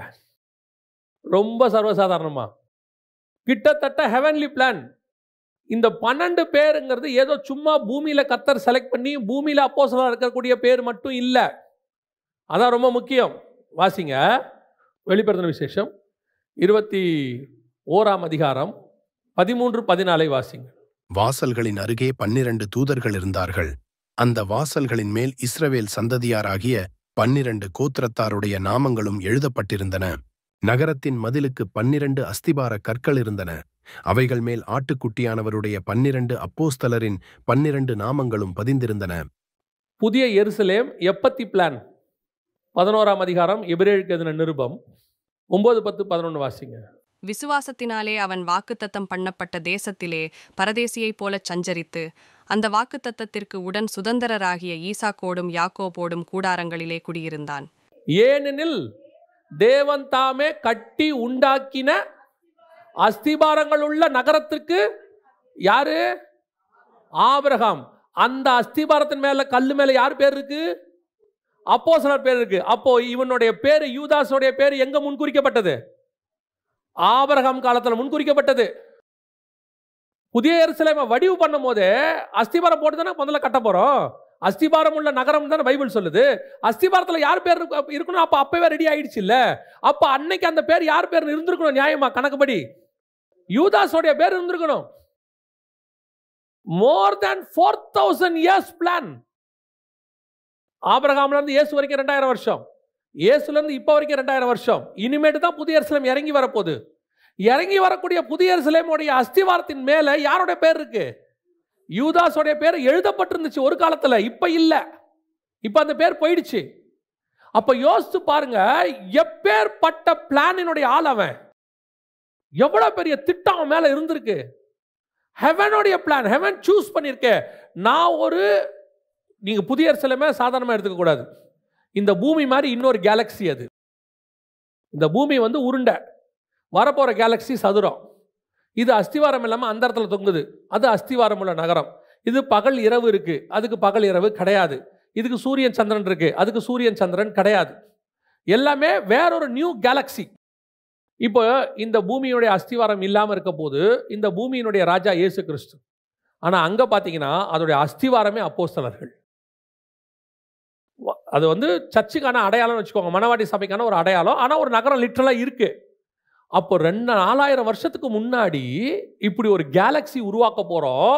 அந்த கேலக்சியோடைய அந்த ஒரு காரியத்தினுடைய மிக முக்கியமான அஸ்திவாரம் 12 பேர் மேல் தான் செய்ய போறோம். அந்த 12 பேருடைய பேர் அதுல எழுத போறோம்.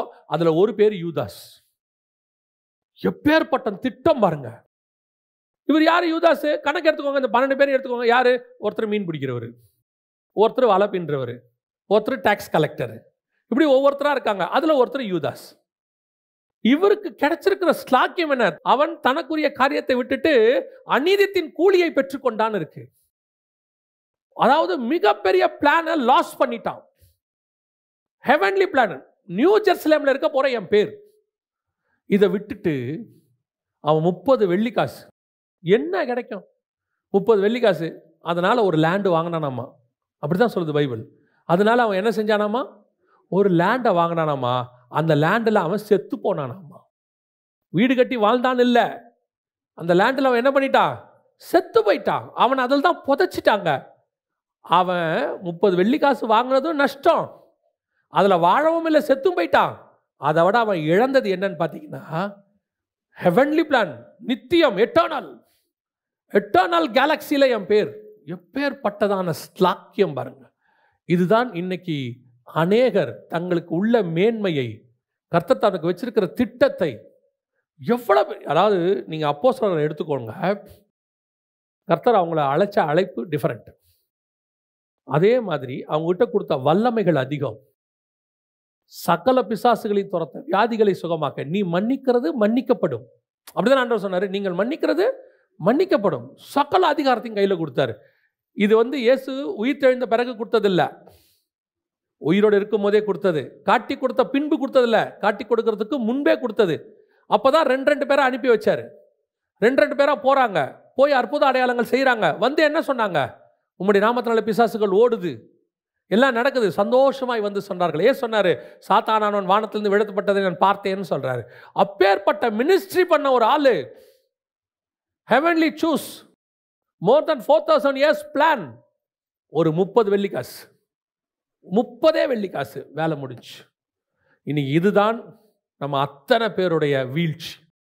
சின்ன காரியம், ஒரு சின்ன காரியம் எல்லாத்தையும் க்ளோஸ் பண்ணி முடிச்சிடுது, எல்லாத்தையும். ஆனால் அதில் ஒரு பெரிய கொடுமையான ஒரு விஷயம் என்னன்னு கேட்டிங்கன்னா, இந்த மாதிரி இவன் தான் லாஸ் பண்ணானா நிறைய பேர் லாஸ் பண்ணியிருக்கிறாங்க. இப்போ பேதுரு மறுதளிச்சுட்டு போயிட்டாரு. பேதுரு என்ன பண்ணிட்டாரு? மறுதளிச்சுட்டு போயிட்டாரு. இவன் ஒரு தடவை தான் இயேசுவை விட்டுவிட்டு போனான், அதுக்கப்புறம் வரவே இல்லை. பேதுரு 5 தடவை, பேதுரு கணக்குப்படி பார்த்தீங்கன்னா பேதுரு 5 தடவை. முதல்ல அந்திரேயா கூட்டிகிட்டு வருவார், கூட்டிகிட்டு வந்தோடனே இவர் திரும்பி போயிடுவார். அதுக்கப்புறம் இயேசு போய் கெனசரேத்து கடலுக்கிட்ட 2வது தடவை மீனை பிடிச்சி கூட்டிகிட்டு வருவார். நான் சொல்கிறது கரெக்ட் தானே? கூட்டிகிட்டு வருவார். அதற்கு பிறகு இயேசு சொல்லும் போதே, உயிரோடு இருக்கும் போதே மறுதளிச்சுட்டு போயிடுவார். இப்போ இயேசு திருப்பி வர சொல்லுவார் இவரை.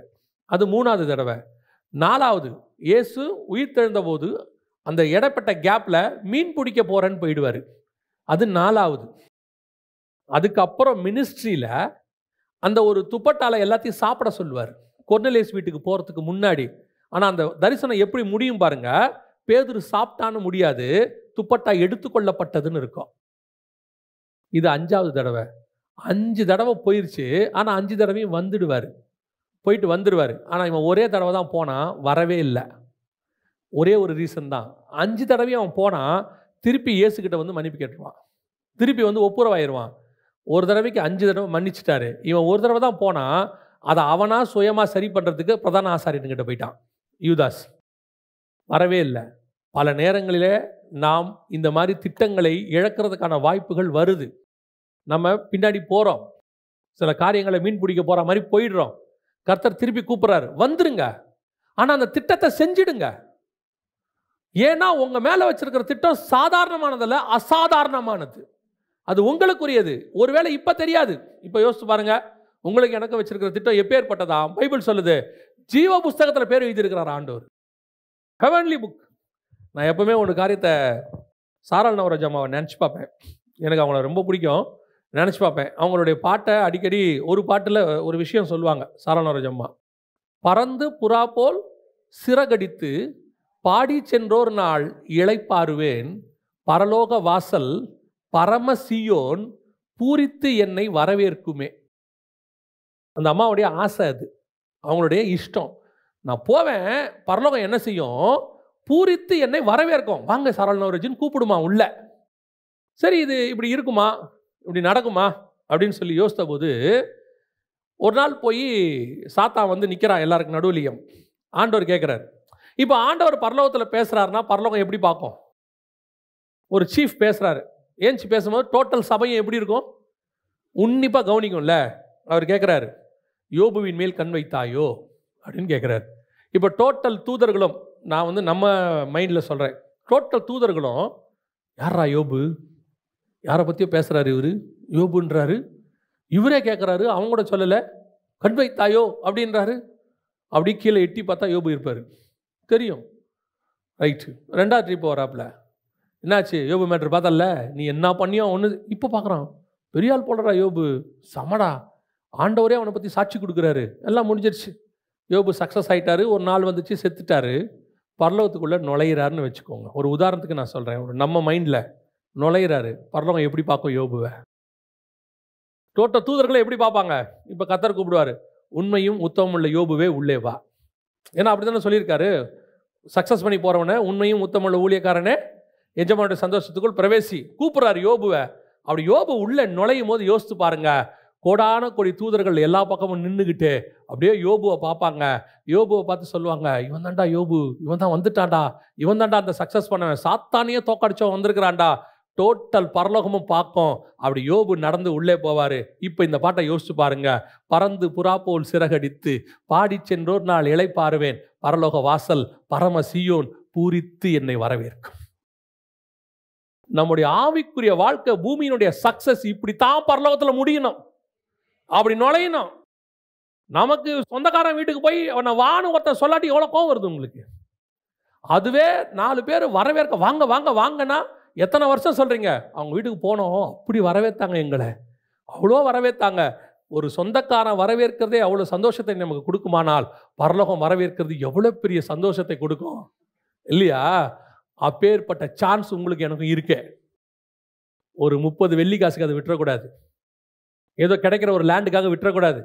ஏதோ கிடைக்கிற சில உலகத் பிரகாரமான ஆசீர்வாதங்களுக்காக என்ன செஞ்சிடக்கூடாது, அதை விட்டுறக்கூடாது. பெரிய கூட்டம் இன்னைக்கு லாஸ் பண்ணிக்கிட்டே இருக்காத, பெரிய கூட்டம் லாஸ். ஏன்னா நமக்கு வச்ச மேன்மை அவர்களுக்கு என்ன செய்யல, தெரியல.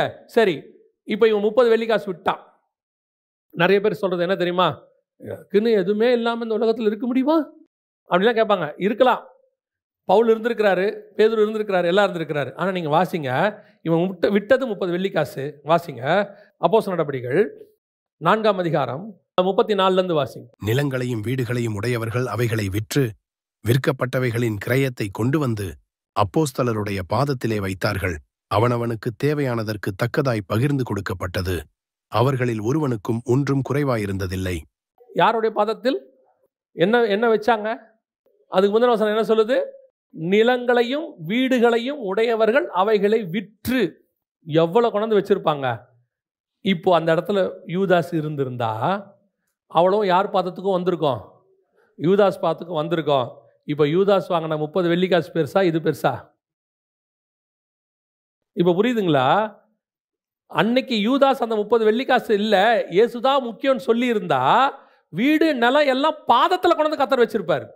நான் உலக பிரகாரமாக உங்களுக்கு சொல்கிறேன், கர்த்தருக்காக இழந்தவன் எவனும் தரித்திரர் ஆனதே கிடையாது, கிடையவே கிடையாது. எமில் ஜெபசிங் அந்த பாட்டு, ஒரு அழகான ஒரு பாட்டு இருக்குது, உறக்கம் தெளிவோம் உற்சாகம் கொள்ளும் ஒரு பாட்டு இருக்குது. அதில் சொல்லுவார், கிறிஸ்துவுக்காய் இழந்தவர் எவரும் தரித்திரர் ஆனதில்லை, ராஜ்ய மேன்மைக்காய் கஷ்டமடைந்தோர் நஷ்டப்பட்டதில்லை. இதெல்லாம் பரிசுத்தவான்கள் எழுதி வச்சது. கிறிஸ்துவுக்காக இழந்த ஒருத்தனையும் கர்த்தர் இங்கே தரித்திரமாக விட்டதே கிடையாது. ஆனால் விட வேண்டியதை நீங்கள் விட்டுத்தான் ஆகணும். சாக்ரிஃபைஸ் இல்லாமல் இங்கே ஆசீர்வாதம் கிடையாது. நான் விடவும் மாட்டேன், அதையும் வச்சுப்பேன். கர்த்தர் நல்லவர், கொடுப்பார் கொடுப்பார் கொடுப்பார். எதையும் இழக்காம இன்னொன்று கிடைக்கவே கிடைக்காது. இப்போ யூதாஸுக்கு என்னத்துக்கு இந்த 30 வெள்ளி காசு? இயேசுவை காட்டி கொடுத்து என்ன பிரயோஜனம்? அப்படி நிறைய பேர் யூதாஸை பற்றி என்ன சொல்கிறாங்கன்னா, கமெண்ட்ரி, அதாவது இப்படி இருந்திருக்கலாம் அப்படின்னு ஒரு கமெண்ட்ரி என்ன சொல்லுதுன்னா, யூதாஸ் வந்துங்க வேறொரு பிளானில் தான் அதை செஞ்சாராம். என்ன பிளான் அப்படின்னு கேட்டால், இயேசுவை வந்து அந்த மாதிரி ரோமர்கள் அந்த நேரத்தில் கைது பண்ணால் இஸ்ரவேலில் ஒரு பெரிய கலவரம் வரும், ஒரு பெரிய காரியம் நடக்கும். ரோமர்களுக்கு எதிராக கிளர்ச்சி வந்து ரோம ஆட்சியை கவுத்துட்டு யூத ஆட்சியை கொண்டு வரலான்னு யூதாஸ் பிளான் பண்ணாராம். அவர் வந்து தீவிரவாதிகளில் வந்து மிதவாதியாம், ஸ்காரியோத். அதனால தான் அப்படி பிளான் பண்ணி இயேசுவை காட்டி கொடுத்தாருன்னு யூதாஸுக்கு சப்பக்கட்டு கட்டுற ஒரு குரூப் இருக்குங்க.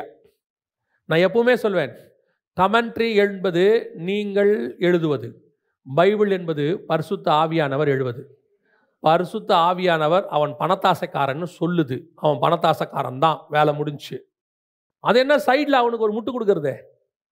அவன் திருடன்னு பைபிள் சொல்லுது, அவன் திருடன் தான், அவ்வளோதான், வேலை முடிஞ்சு.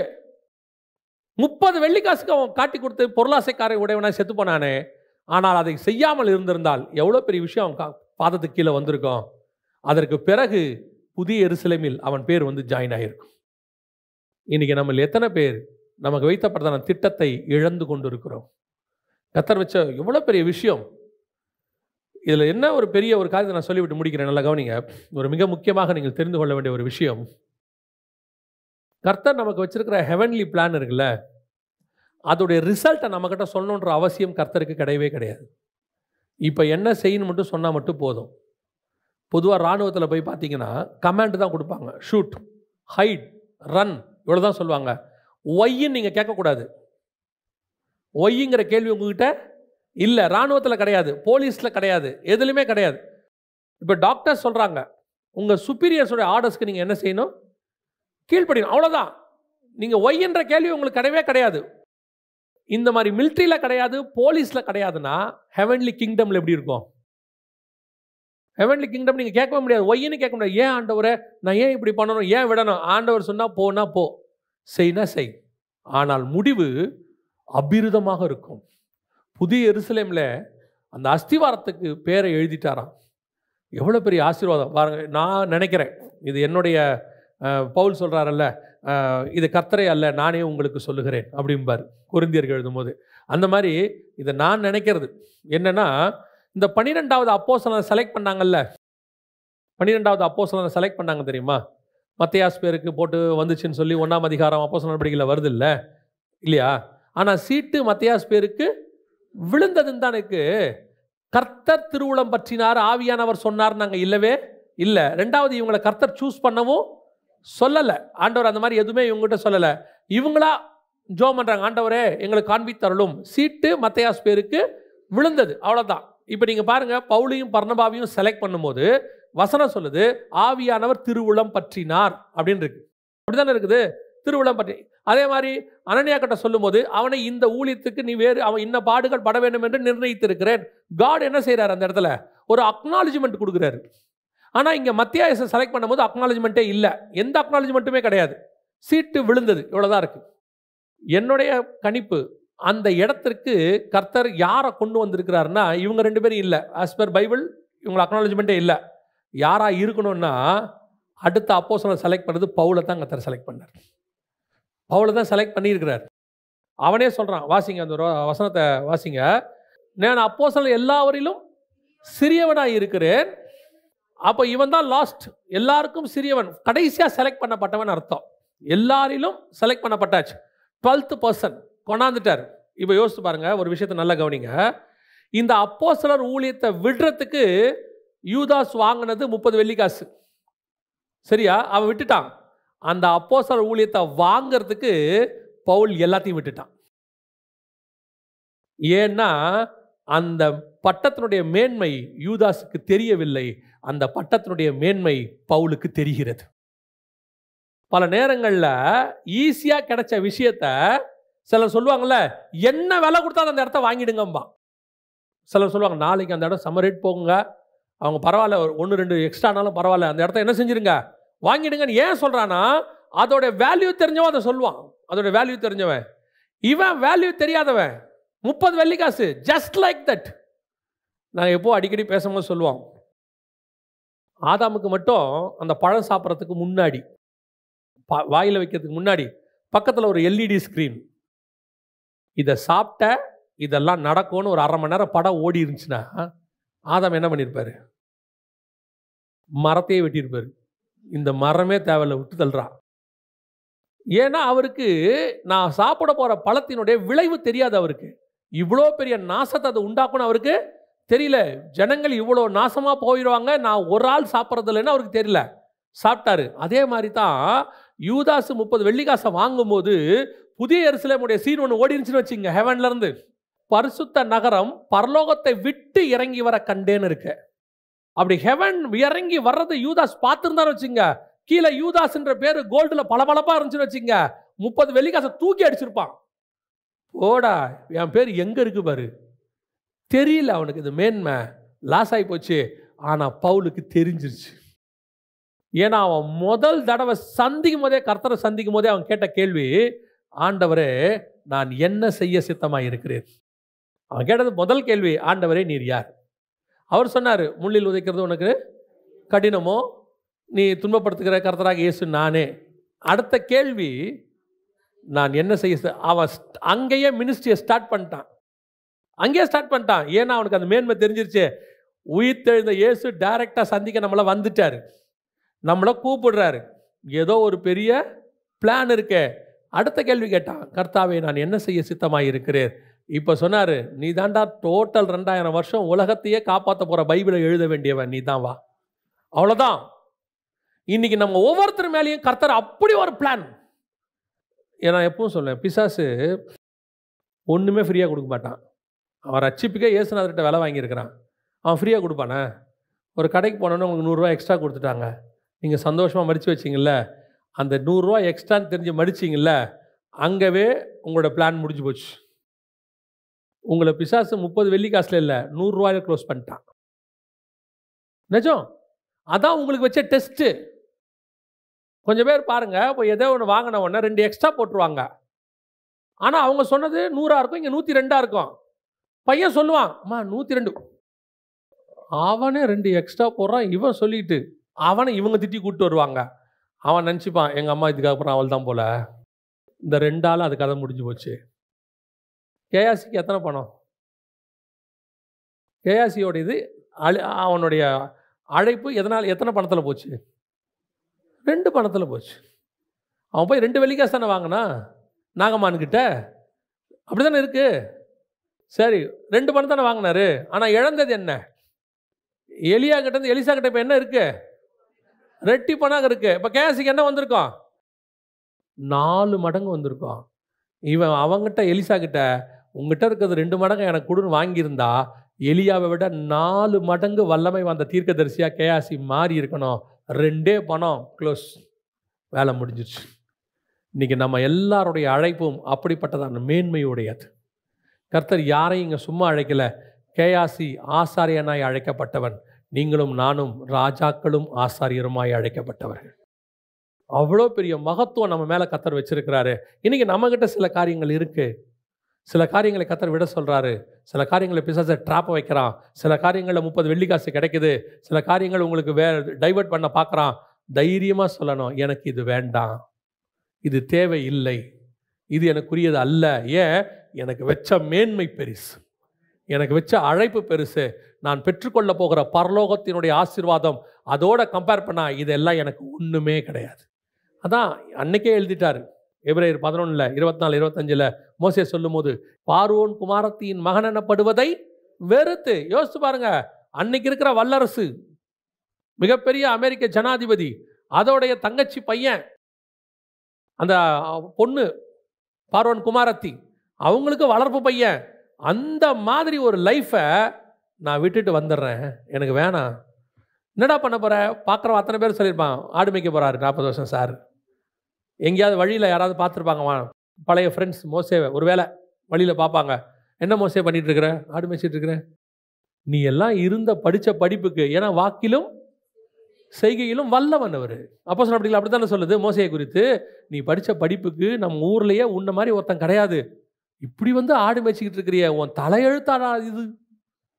எல்லாரும் கேட்பாங்க சில நேரத்தில், நீங்கள் ஊழியத்துக்கு போகிறீங்க, பைபிள் காலேஜ் படிக்க போகிறீங்கன்னா, எதுக்குடா பைபிள் காலேஜ் எல்லாம்? தலையெழுத்தா உனக்கு? உன் கூட படித்த ஃப்ரெண்ட்ஸ் எல்லாம் பாரு, ஒருத்தன் பிஇ, ஒருத்தன் எம்பிபிஎஸ், ஒருத்தன் கலெக்டர், எப்படி கை நிறைய சம்பாதிக்கிறான் பாரு. அவன் கிளினிக் வச்சு டாக்டராகி இன்னைக்கு அவன் 25 லட்சம் சம்பாதிக்கிறான். இவர் அமெரிக்காவில் இன்ஜினியராக ஐடியில் மாதம் 2 லட்சம் சம்பாதிக்கிறாரு. உனக்கு இது தலையெழுத்தாடா? கொஞ்சம் கஷ்டமாக தான் இருக்கும். கேட்கறதுக்கு எப்படி இருக்கும்? கஷ்டமாக தான் இருக்கும். உண்மைதான், டேலண்டட் ஃபெலோ, ஆடு மேய்ச்சிக்கிட்டு இருக்கிறாரு, உண்மைதான், எந்த மாற்று கருத்தும் இல்லை. ஆனால் நான் விட்டது எதுக்காக தெரியுமா? இவங்கெல்லாம் பிடிச்சிக்கிட்டு இருக்கிறாங்களா? அதுக்காக அல்ல, இனி வரும் பலன் மேல் நோக்கமாகி. இன்னைக்கு என்ன கிடைக்கிறதுக்காக நான் விடலை. ஒரு நாள் வரும், நீங்கள் எல்லாம் இன்ஜினியர், டாக்டர் பேர் வாங்குவீங்க. சிலிக்கான் வேலியில் பெஸ்ட் இன்ஜினியர் அவர் தான் பேர் வாங்குவீங்க. இந்தியாவிலே மிகச்சிறந்த டாக்டர் பேர் வாங்குவீங்க. இவரை மாதிரி ஒரு அட்மினிஸ்ட்ரேட்டரை பார்க்க முடியாது. ஆனால் நான் எப்படி வாங்குவேன் தெரியுமா? சர்வ வல்லவருடைய வாயிலிருந்து ஒரு வார்த்தை வாங்குவேன். அவனை மாதிரி உத்தமம் ஒருத்தன் கிடையாது, தேவனை முகமுகமாக தரிசித்த ஒருத்தன் கிடையாது, அவனை மாதிரி சாந்த குணம் உள்ளவன் கிடையாது, அவனோடு கூட நான் சிநேகிதனை போல பேசுகிறேன். இப்போ கூப்பிட்டு மோசே கேட்பாரு, 120 வயசுல அவன் ஃப்ரெண்டை கூப்பிட்டு, உன் பேர் என்ன? எகிப்தில் ஒரு பேர் சொல்லுவாங்க, எகிப்து பேர் ஒன்று சொல்லுவாங்க. உன் பேர் எத்தனை பேருக்கு இருக்கும்பா? எனக்கு மட்டும்தான் இருக்குது. உன் பேரை உன் பையனே வைக்கலாம், அவன் பையனுக்கு. உன் பேரை அவன் பையனை அவங்க பையனுக்கே வைக்கல, தாத்தா பேரையே வைக்க மாட்டான், உன் பேரை உன் பேர பிள்ளைக்கே வைக்க மாட்டான். ஆனால் யாருனே முன்ன பின்ன தெரியாதவன், உலகத்தின் மூலையில் இருக்கிறவன் என் பேரை வச்சுக்கிட்டு இருக்கான் மோசேன்னு. ஏன் வச்சான்னு தெரியுமா? அன்னைக்கு நான் விட்டேன் அதை. உங்கள் பேர் என் பேரையும் பூமியில் எவன் வைக்கிறான்றது முக்கியம் இல்லை, பரலோகத்தில் ஜீவ புஸ்தகத்தில் புதிய எருசலேமில் எழுதப்பட்ட மாதிரி நம்ம பேர் ஜீவ புஸ்தகத்தில் எழுதப்பட்டிருக்குதான். இயேசு சொல்றாரு, உன் நாமத்தை பிதாவுக்கு முன்பாக நான் சொல்லுவேன். நீங்கள் நானும் பெற்றுக்கொள்ள போகிறது மிகப்பெரிய ஆசீர்வாதம், மிகப்பெரிய மேன்மை. உலகத்தில் யாருக்கும் கிடைக்காத ஆசீர்வாதத்துக்கு தான் கர்த்தர் உங்களை என்னை அழைச்சிருக்கிறார். அதை மட்டும் உறுதியாக கடைசி வரைக்கும் பற்றி கொண்டோம்னா நீங்கள் விட போகிறது எப்போவுமே, திரும்பியும் சொல்கிறேன், கொஞ்சம் தான். 30 வெள்ளிக்காசு மேபி அது கொஞ்சம் பெருசாக கூட இருக்கலாம், பெருசாகவே இருக்கலாம், பார்வோன் குமாரத்தின் மகனாராகவே இருக்கலாம். ஆனால் நீங்கள் பெற்றுக்கொள்ள போவது அதை விட மேலானது. அல்லேலூயா. நாம் ஜெபிக்க போகிறோம். எல்லாரும் தேவ சமூகத்தில் எழுந்திருப்போமா? நாம கர்த்தர் உங்களுக்கு எனக்கும் அத்தனை பேருக்கும், இங்கே உள்ளே இருக்கிறவங்கள அத்தனை பேருக்கும், இந்த செய்தி கேட்டுக்கிட்டு இருக்கிற எல்லாருக்கும் கர்த்தர் ஒரு ஹெவன்லி பிளான் வச்சிருக்கிறார். இந்த பிளான் நீங்கள் பிறந்த பிறகு எழுதப்பட்டதல்ல, நீங்கள் பிறக்கிறதுக்கு முன்னாடி எழுதப்பட்டது.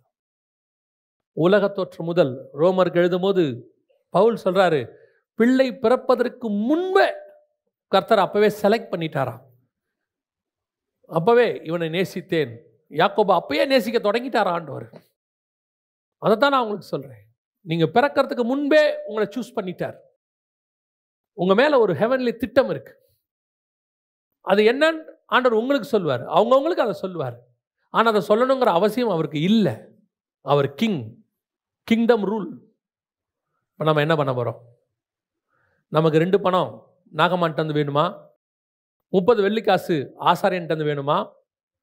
ஆடு மாடு அமலேக்கன்ட்டு வேணுமா? அல்லது எல்லாவற்றையும் நஷ்டமும் குப்பையும் என்று விடணுமா?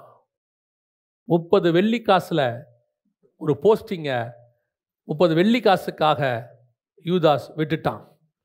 இன்னைக்கு உள்ள பாஷையில் சொல்லணும்னா, நம்ம பாஷையில் லோக்கல் பாஷையில் சொல்லணும்னா, 30 வெள்ளிக்காசு லஞ்சம் வாங்கி அந்த வேலையிலேருந்து அவரை தூக்கிட்டாங்க. ஆனால் அந்த வேலைக்கு செலக்ட் பண்ணுறதுக்கு அடுத்த ஆள் என்ன பண்ணானா, தன்னுடைய மொத்த சொத்தையும் வித்துட்டானாமா. எல்லாவற்றையும் நஷ்டம் குப்பையும் என்று விட்டேன், அந்த வேலையை எனக்கு கொடுத்துருங்க. எப்போ அந்த வேலையில் அப்படி என்னப்பா உனக்கு கிடைக்கும்? எல்லாத்தையும் வித்துட்டு போறியா, அப்படி என்ன கிடைக்கும்? ஒன்றும் இல்லை, பட்டணந்தோறும் அடிப்பாங்க. ஒன்றும் இல்லை, ஒன்று குறைய 40 வாங்கிக்கிட்டே இருப்பேன். ஒன்றும் இல்லை, கடல் மேலே கடப்பேன், படகு உடஞ்சி கப்பல் உடஞ்சி கிடப்பேன். அப்படியே தப்பிச்சு தீவுக்கு போனால் பாம்பு கடிக்கும். அப்புறம் ஏன்பா இதெல்லாம் விட்டுட்டு, இவ்வளோ சொத்தை விட்டுட்டு நீ ஏன்பா இதை செலக்ட் பண்ற, ஏன் இதை விரும்புற? அவன் சொன்னா, இது கொஞ்ச காலத்தில் நீ இருக்கிறத பார்க்குற, பாம்பு கடிக்கிறது ஒரு தடவை தான், அடி வாங்கிறது கொஞ்ச நாள் தான். ஆனால் புதிய எருசலேம்னு ஒன்று இறங்கி வரும், அதில் என் பேர் தான் இருக்கும், என் பேர் தான் அதில் இருக்கும். 12 பேர் தான் மொத்தமே செலக்ட் ஆன் அந்த ஊருக்கு, அந்த பேர் எழுதுறதுக்கு. அந்த 12 பேரில் ஒரு பேர் என் பேர். எவ்வளோ பெரிய ஆசீர்வாதம் பாருங்க. இதே மாதிரி தான் நம்ம ஒவ்வொருத்தருக்கும் கர்த்தர் மேன்மையை வச்சிருக்கிறார், ஒவ்வொருத்தருக்கும் கர்த்தர் மகத்துவத்தை வச்சிருக்கிறார். நீங்க எக்காரணம் கொண்டு நாம் அதை இழந்து போகக்கூடாது, எதனாலையும் அதை விட்டுறக்கூடாது. ஆண்டவர்கிட்ட சொல்லுங்க, ஆண்டவரே எனக்கு வச்ச அழைப்பில் நான் முடிவு பரியந்தம் ஓடி முடிச்சிருந்தாப்பா.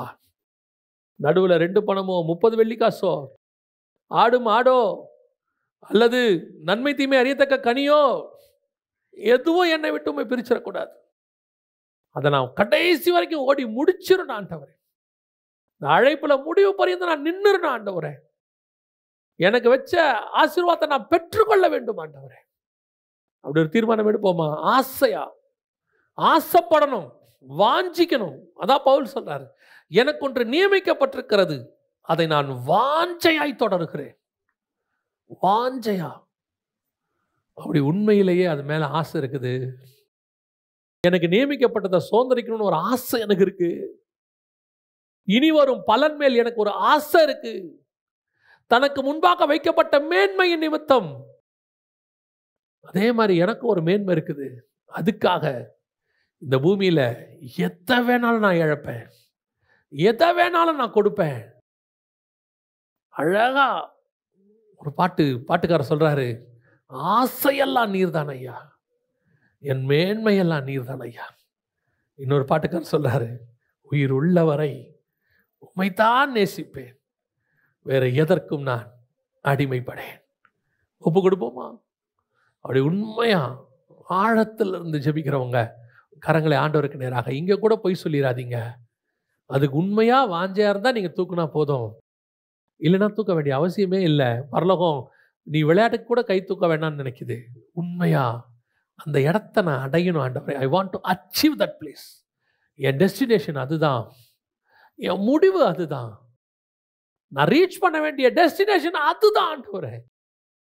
நான் ஆரான்ல தங்க மாட்டேன், எப்படியாவது நடந்து கானானுக்கு போயிடுவேன் ஆண்டவரே. நான் திரும்பி எகிப்துக்கு போகணும்னு சொல்லவே மாட்டேன், எப்படியாவது நான் கானானுக்கு போயிடணும் ஆண்டவரே. என்னதான் லாபான் வீட்டில் எனக்கு ஆடு மாடு கிடைச்சாலும் சரி, நான் எப்படியாவது கானானுக்கு போயிடணும் ஆண்டவரே. அந்த வாஞ்சை ஒப்பு கொடுப்போமா?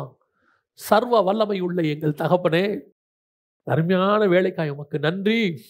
எங்கள் திருச்சபையை இன்னும் நீர் மெருகேற்றி கொண்டிருப்பதற்காக ஸ்தோத்திரம். இன்னும் உருவாக்குகிற தயவுக்காக உமக்கு நன்றி. இன்னும் எங்களோடு கூட பேசிக்கொண்டிருக்கிற தயவுக்காக உமக்கு ஸ்தோத்திரம். ஆண்டவரே, நீர் எங்களுக்கு நியமித்தவைகளை பெற்றுக்கொள்ளவர்களாய் நாங்கள் ஓட கிருபை பாராட்டுங்க ஆண்டவரே. எங்களுடைய முடிவு ஆசை எல்லாம் நீங்க மட்டும்தான், உங்க கூட இருக்கிறது தான். நீங்க எங்களை கூட்டிட்டு போய் கையை பிடிச்சு பிதாவுக்கு முன்பாக உன் நாமத்தை சொல்லுவேன்னு சொன்னீங்களே, என்னோடு கூட உட்கார வைத்துக் கொள்ளுவேன்னு சொன்னீங்களே, ஆயிரம் ஆயிரமான தூதர்களுக்கு நடுவில் எங்களை கூட்டிட்டு போவீங்களே,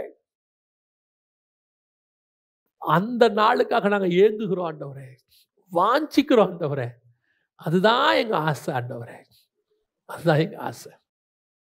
அதை விரும்புகிறோம்ப்பா, அதை மட்டும் விரும்புகிறோம். நீர் மாத்திரம் மகிமைப்படுங்க. எங்கள் ஆண்டவர் இயேசு கிறிஸ்துவின் நாமத்தில் பிதாவே.